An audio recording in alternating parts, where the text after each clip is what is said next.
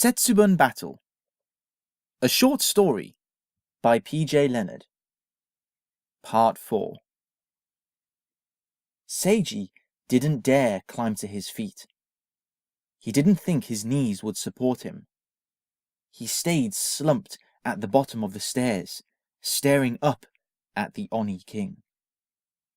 The Oni King was unlike any other Oni he'd seen so far. His skin was a glittering gold, his vast chest draped in a thick red cloak, several silver medallions draped around his neck. If all of the Oni Seiji had seen up to this point were big and stacked with muscles, then it made sense that the king was the biggest and most muscle-bound of them all. He stood to his full height, towering over Seiji so much that Seiji could barely see his head anymore. He held a long staff carved from what looked like metal, a black jewel fixed on the top. When I received word that the last demon hunter was on his way, I was expecting somebody a little bigger. The red and blue Oni sniggered. The Oni King took one step down the stairs and towards Seiji. Seiji immediately found strength in his knees, and he launched up and propelled himself backwards towards a pillar. I'm not a demon hunter! The words tumbled out of Seiji's mouth. The Oni King threw his head back and laughed. I would believe you, little boy, the Oni King growled, grinning a toothy grin. After all, you look like you'd wet yourself if I took one more step towards you. But are you not a Takeda? Is this not your family?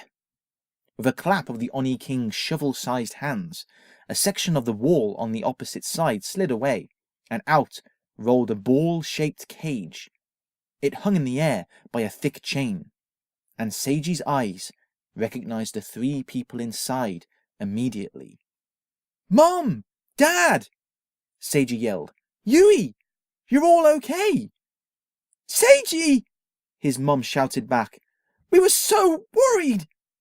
Seiji made to run towards them, but the Oni King's staff struck the floor at his feet, the snap of metal on marble echoing through the hall. "So this is your family," the Oni King sneered. Seiji looked directly at the Oni King. He forced his hands to stop shaking, bunching them into fists, and he nodded.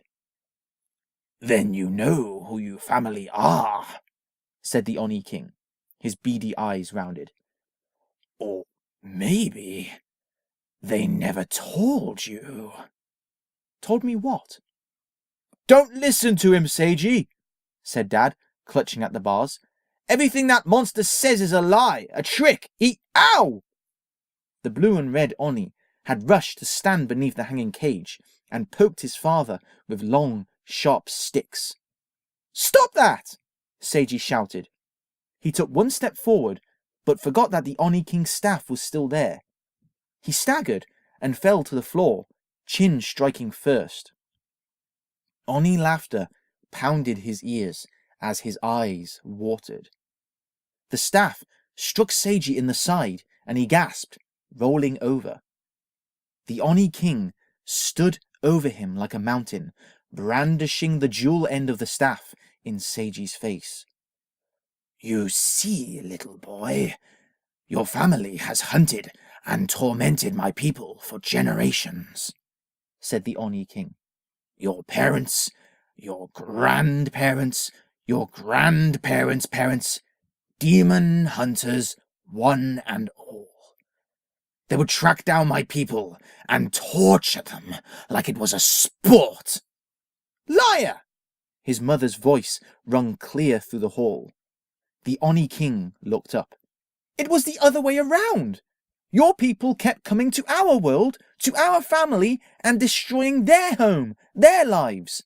My ancestors had no choice but to become demon Ow! With a wave of the Oni King's hand, his mother fell silent. "Ah, you humans," said the Oni King.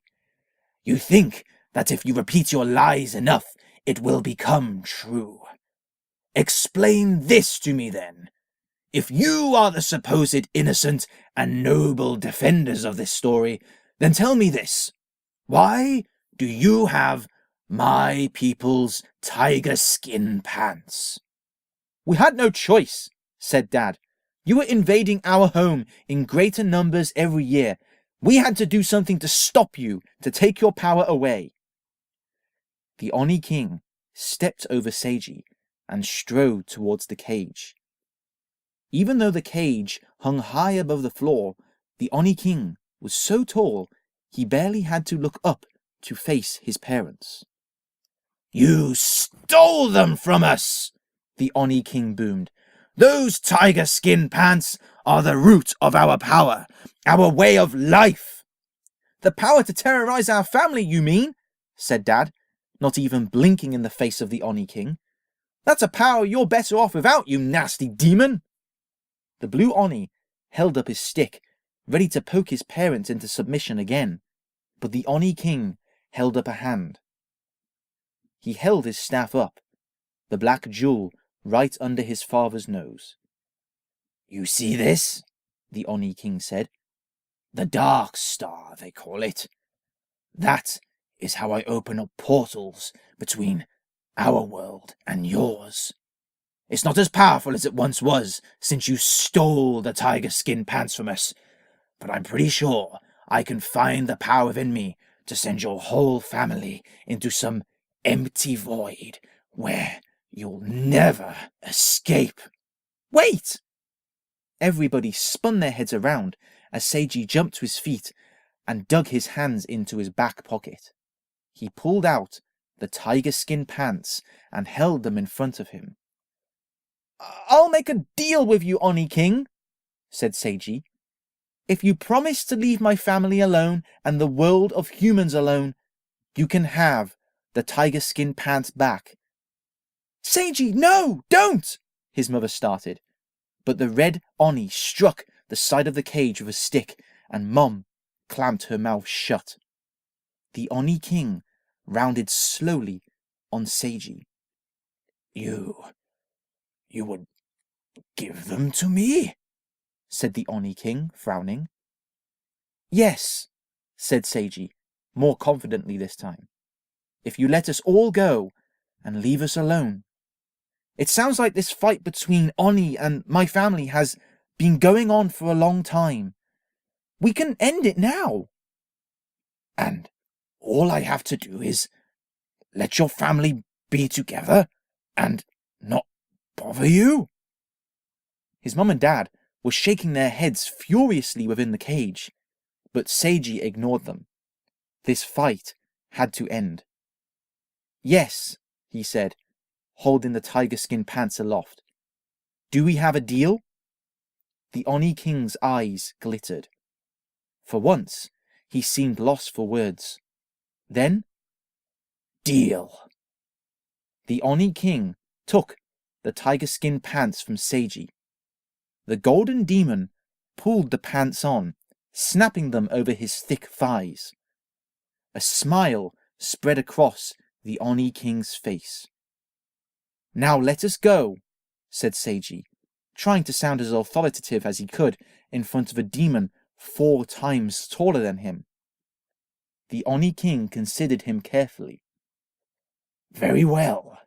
The Oni King nodded to the blue Oni.